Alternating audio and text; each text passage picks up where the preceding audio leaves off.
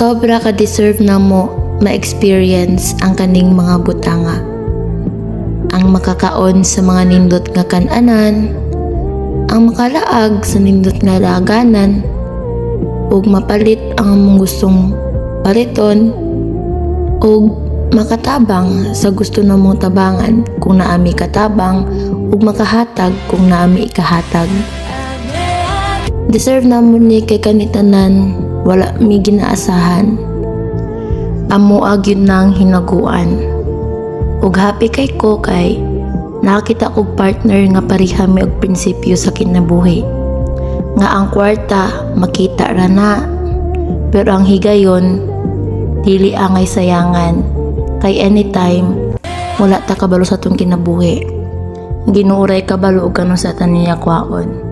So, mintas naapatay chance to make a moments, then go for it. Inana rami duha, simple ra mong kinabuhi. Haguan na mo ang kwarta, maka-save mi gamay, ug mulaag mi panagsa.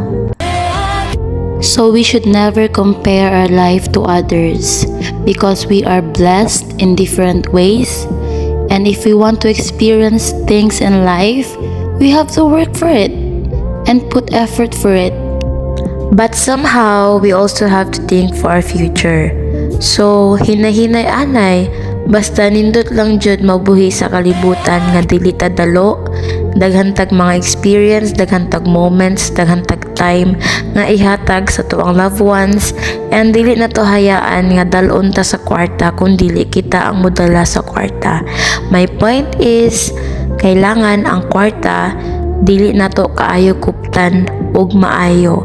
We need to share, we need to help, and sometimes we spend money naman to our loved ones, friends, and family to create moments and memories with them. And in that way, we will treasure life genuinely.